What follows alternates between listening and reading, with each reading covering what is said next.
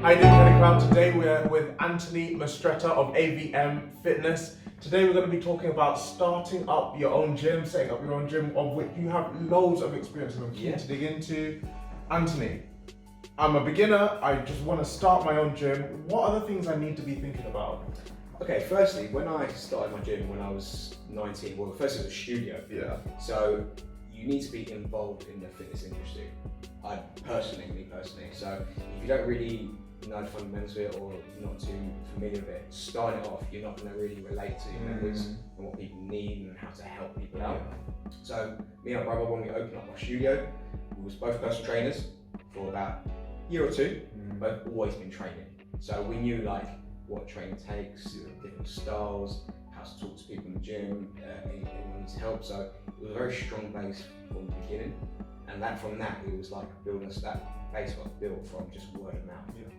If you're good at what you do, you know you're good at what you do, you've got to be passionate about it. That's another one thing, you've got to be passionate about it. People can see that. When you don't really care, or you're just doing it for like money, people know. So I see that actually quite a lot. You see it a lot with commercial gyms, people that have started it for one of starting a business. That business could have been anything and just happened to be gyms. And you do see that when it trickles down into the staff in those gyms. Sometimes they're not the most enthusiastic of people when it comes to gym classes. What would you say to people looking to start a gym and they really want to get across that, you know what, this is the sort of gym where people are going to come, they're going to feel encouraged to really embrace their fitness because you yourself as a gym owner are passionate about fitness? I would say talk to your members, your members, find out about them, get to know what they're about, what they're trying to achieve, even this, not saying their personal life, but like what have you done to? Like, you take an interest, and from there it's like I do a lot. It's like, say if I'm free for an hour, I have one of the clients and someone's training, I might give an exercise. I say, you know what? Let me jump in with you. You show there's a bit of a relationship there. Whereas I feel if you don't have that, you don't have a background in fitness, you could just probably just jump into it and someone would say, some guys, oh, I need a bit of help there. Oh, look at one of my PTs. It's just not, it's very cold. It's not very personal. There's no like passion towards it.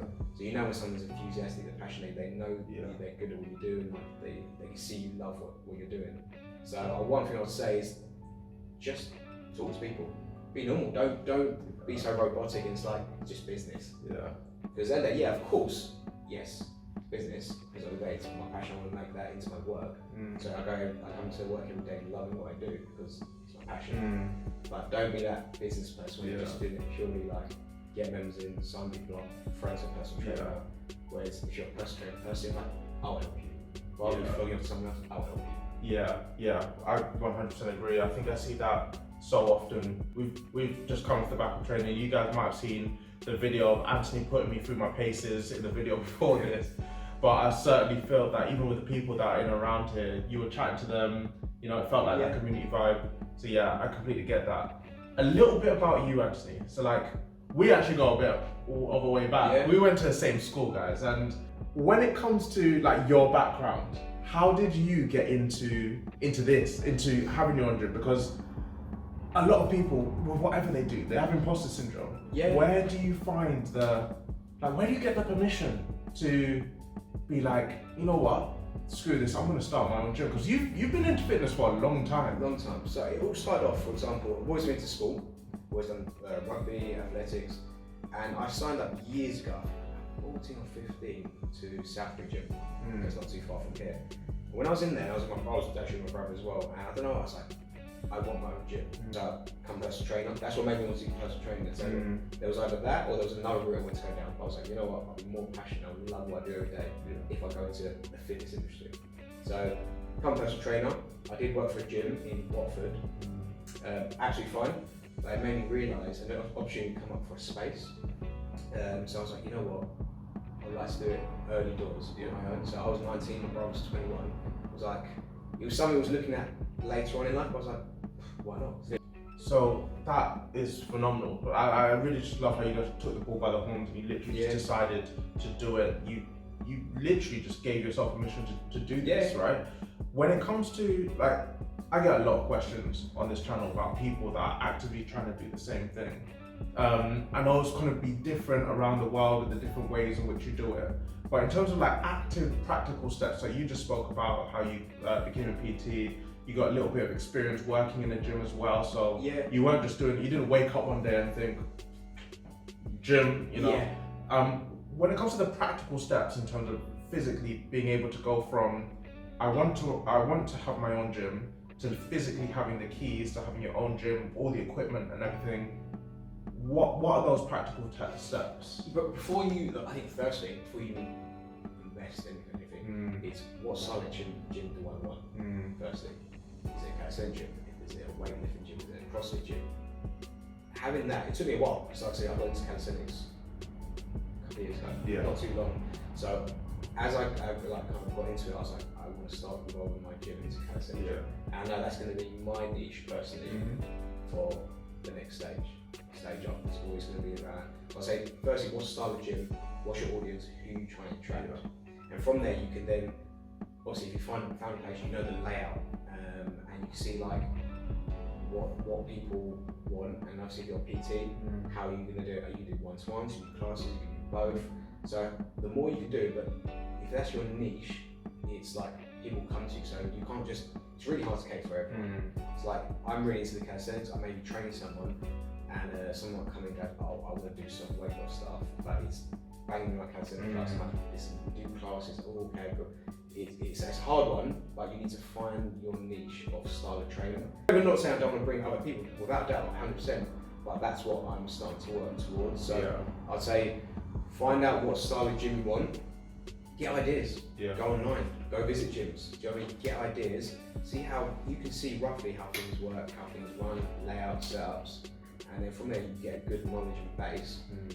With me, whenever I start a new project, I always buy a book, now ideas below. This book will be full of ideas. And then from there, it's like you just build that in your head, like, hey, this is the vision I've got, start building that, start working it. Yeah, I certainly find that, and that actually is great advice for anything, niche down, because sometimes when you try and end up serving everybody, you end up tailoring to nobody. And what you're good at, you kind of like, because you're trying to do everything, you kind of forget what you're trying to achieve. Jack of all trades.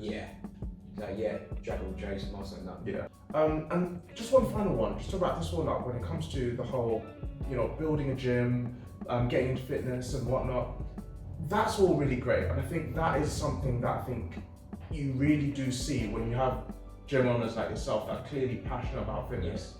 When it comes to the business side of it, so you're a fitness person first, but there's clearly a business aspect to it. What do people have to think about when they're trying to set up a gym that obviously is going to be funded by memberships and people coming to the gym?